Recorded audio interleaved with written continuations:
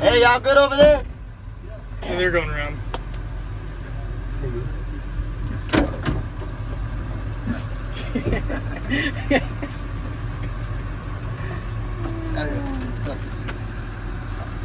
what? It's on record. Alright, can you hear me? Everybody? You back there? Alright, so we're gonna do our cabin inspection. Remember, this always needs to start by doing a safe start.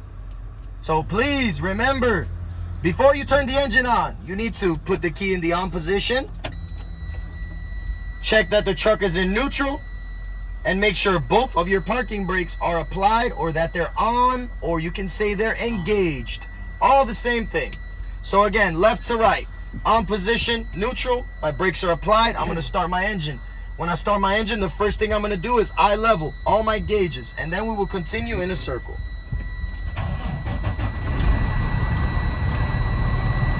All right, I'm gonna start on the left with the oil pressure gauge. I'm gonna finish with the air pressure gauges.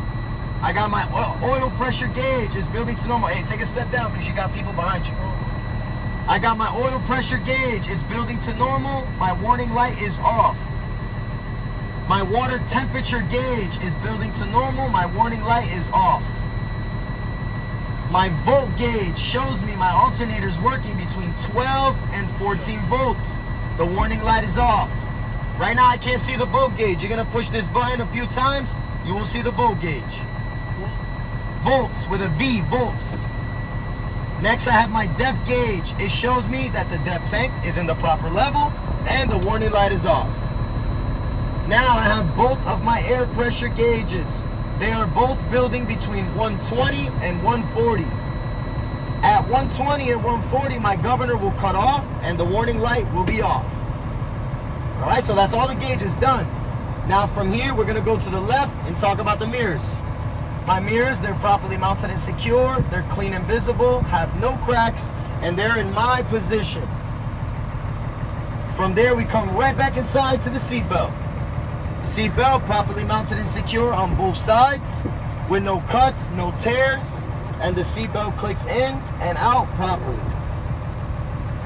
On the floor of the cabin, I have a red box of 3 reflective triangles, a fully charged fire extinguisher secured to the clamp, and I know it's full by checking the gauge. And I also have a box of extra, or you can say spare fuses. Now I'm gonna check my heater and then the defrost. Fan on 4, make sure the air goes to the front, put the heat on. So the heater's working properly, and then we change to defrost, check on top.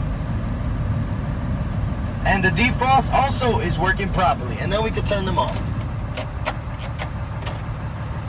From the heater and defrost, what is the defrost used for?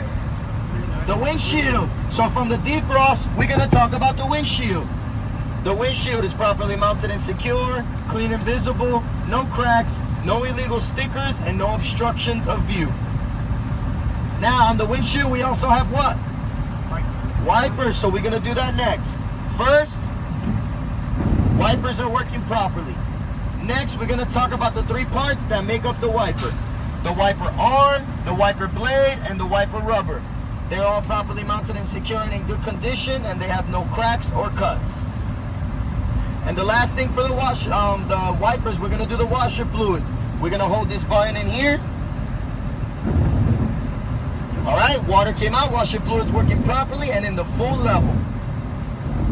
Now, what else is on the same switch as the washer fluid? The lights, right? Thank you. So we're gonna do the lights next. Make it make sense. Left turn signal, right turn signal, working properly. 4-way flashers, working properly. Low beam, all the way up, working properly, and you need to leave it on. And then the high beam, you're gonna push out here, see the blue light come on in the center, low and high beam, both working properly.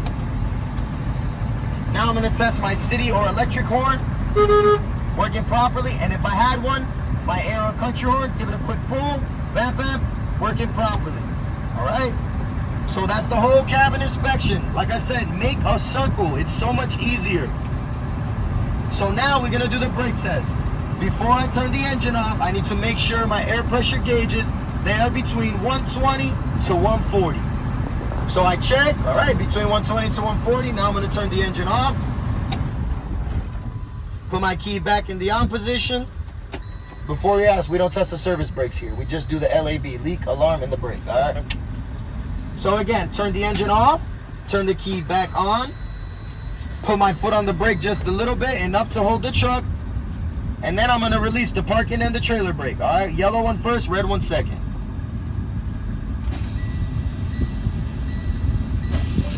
All right, I push both of them in. Now I'm waiting for the air pressure to stabilize. You cannot say you're waiting to stabilize if you do not push these in, okay? You must push them in. So now we're waiting for it to stabilize. So the gauges, they're gonna go down and eventually they will stop. That is how you know you're stabilized.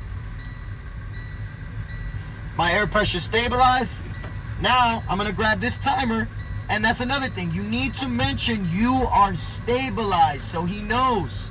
So now I'm stabilized. I'm gonna check that I cannot lose more than 4 pounds in 1 minute. All right, are any of you class B? You're all class A, right? Yeah. All right, so 4 pounds in 1 minute. Gonna start the timer right next to the gauge.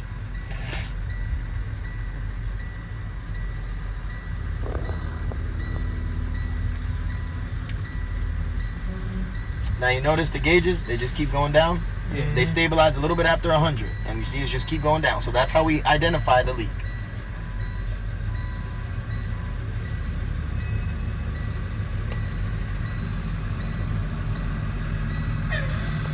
So far, 30 seconds has passed, and yes, I have a leak. So right now, I'm losing more than 4 pounds. We're gonna continue to the minute. So even if you have a leak, you still have to wait the minute. Not like a meter or nothing that tells you 4 pounds. No, but just remember, look how big these increments are. Yeah, it's 0, 50, 100, 150. So imagine what 4 pounds looks like. Yeah. Exactly. So if it moves a hair, you lost 4 pounds. 1 minute has passed, and yes, I lost more than 4 pounds in 1 minute. If I didn't have a leak, 30 seconds has passed, I don't see or hear any leaks. 1 minute has passed, I didn't lose more than 4 pounds in 1 minute. All right? So that's the leak test. Now we will do the alarm test. At 55 pounds or before, my warning brake alarm will activate. So this is when I'm gonna start pumping the brake, all right? The warning brake alarm activated, that means it's working properly. And yes, you need to keep your foot on the brake the whole time, okay? Now, between 20 to 40 pounds, both my parking and my trailer brake, they will pop out or they will engage, okay? Now, we're gonna keep pumping the brake pedal, but we do not need to watch the gauge in 20 to 40. We need to watch the brake knobs to make sure both of them pop out. So we're gonna keep pumping until I see both pop out.